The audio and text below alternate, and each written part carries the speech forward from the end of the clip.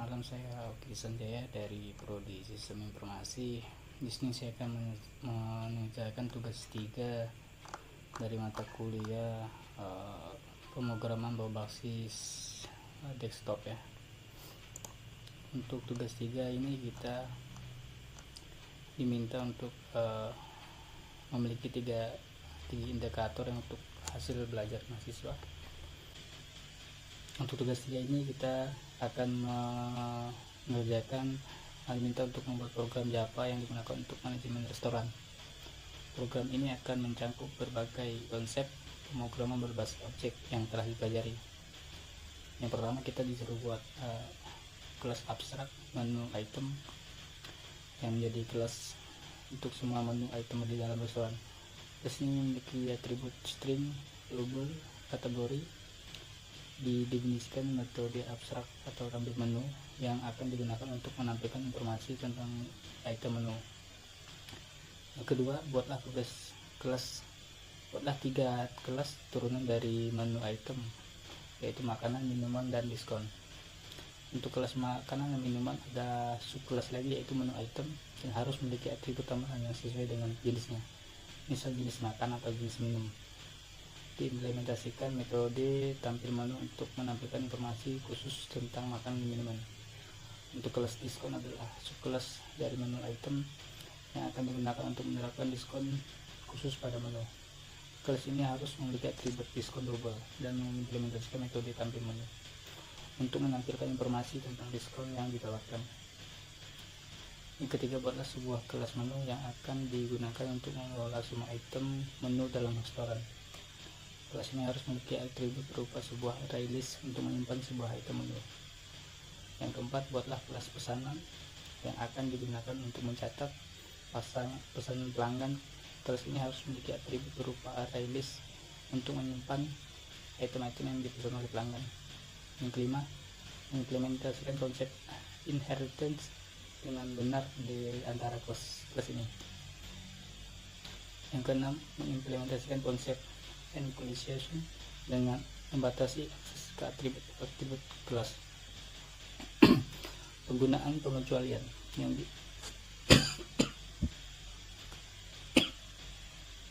yang mungkin terjadi seperti ketika mencoba mengakses item yang tidak ada di dalam menu. Program harus memiliki kemungkinan memiliki pengguna untuk menambah item baru, menampilkan menu restoran, menerima pesanan dari pelanggan, menghitung total biaya, menampilkan struk pelanggan, keluar dari program.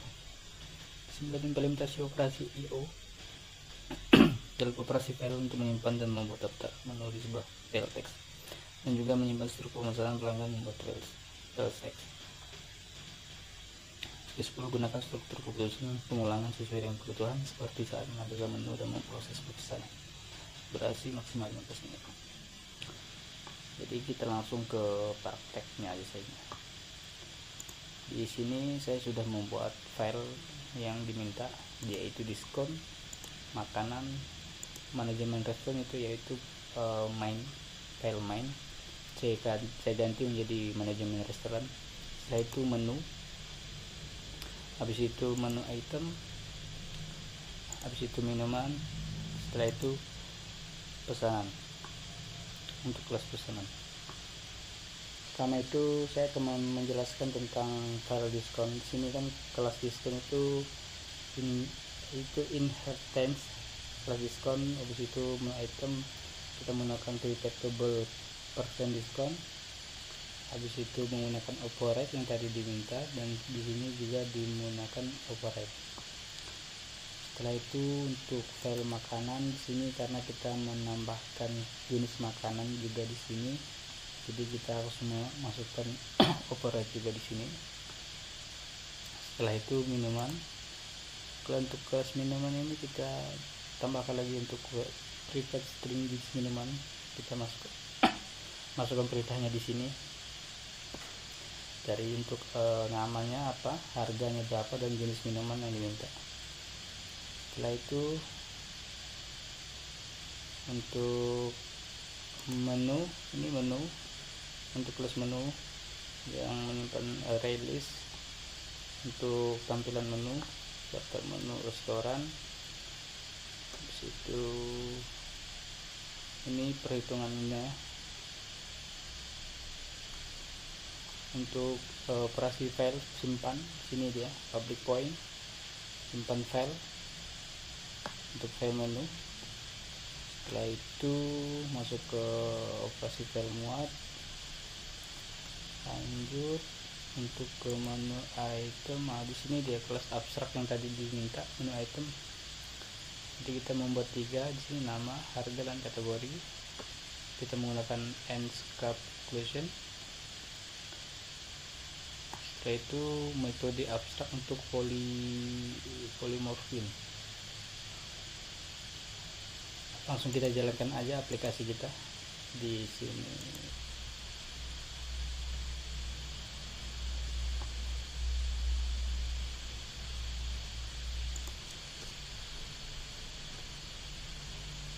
Oke, kita lanjut. Kita mulai dari yang pertama, yaitu tambah item baru ke menu. Saya tampilkan dulu untuk menu di restoran ini apakah sudah ada atau belum. Kita cek poin 2 dulu. Jadi untuk poin 2 ini menu masih kosong, jadi harus kita masukkan dulu. Kita pilih 1. Ini kan ada untuk tambahan item menu, ada 3, makanan, minuman, dan diskon. Pertama saya memasukkan makanan dulu. Kita pilih 1. Sama makanan, misalnya saya memasukkan bakso dengan harga saya buat 20.000. Ini pilihan jenis makanannya, ini jenis nasi, ini atau snack atau lain-lain. Jadi saya masukkan ini. Untuk penambahan item berhasil ditambahkan ke menu. Jadi untuk harga untuk makanan bakso dengan harga 20.000 dengan jenis makanan mie, item berhasil ditambahkan menu. Jadi kita lanjut lagi untuk menambahkan menu, yaitu minuman. Ini nama minuman es teh, kita masukkan dengan harga 5.000. Dia jenis makanannya itu dingin, panas, jus atau lain-lain. Saya masukkan dingin. Oke, untuk es teh harga 5.000, jenis minuman itu dingin, sudah berhasil kita tambahkan ke menu. Selanjutnya kita masukkan lagi untuk tambah menu baru, yaitu diskon. Kita pilih 3. Di sini nama diskonnya misalnya promo lebaran, nama diskonnya. Habis itu presentasi diskon itu berapa persen, jadi kita misalnya kita bikin 15%. Untuk diskon promo lebaran ini 15% item berhasil kita tambahkan. Jadi kalau kita mau melihat hasil menu ini, tampilkan menu, kita pilih 2. Oke, jadi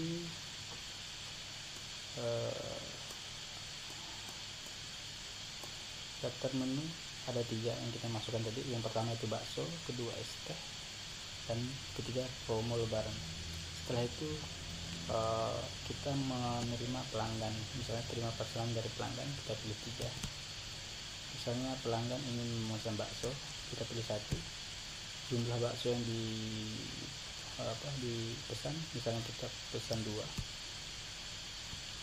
Ada di sini ada keterangan bakso pilih 2 kali ditambahkan ke pesanan. Jadi kalau misalnya kita mau nambah item lagi, kita pilih ya.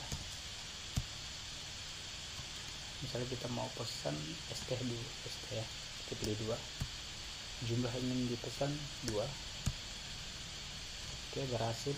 Untuk es teh sudah ditambahkan ke pesanan. Yaitu lanjut lagi ke item, kita pilih ya, yaitu kita masukkan promo lebaran, diskon. Kita pilih 3.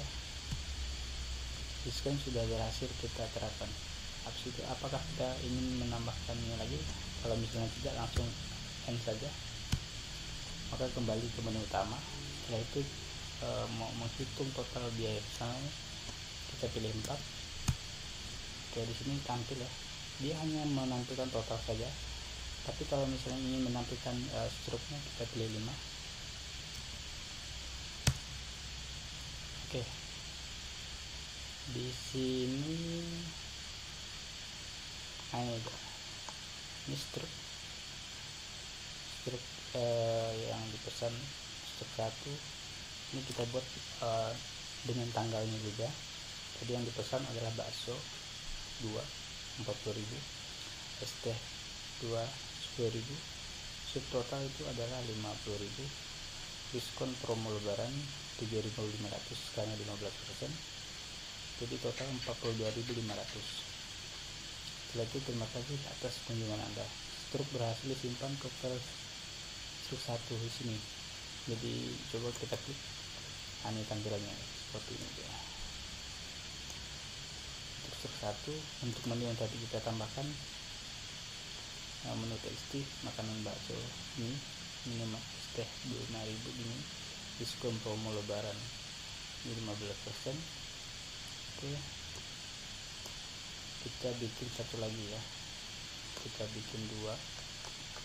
Misalnya saya ingin mau menambahkan lagi 1, saya ingin menambahkan makanan, misalnya mie ayam,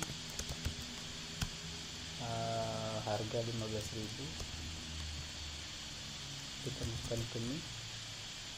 Oke, di sini dia nambah makannya ayam.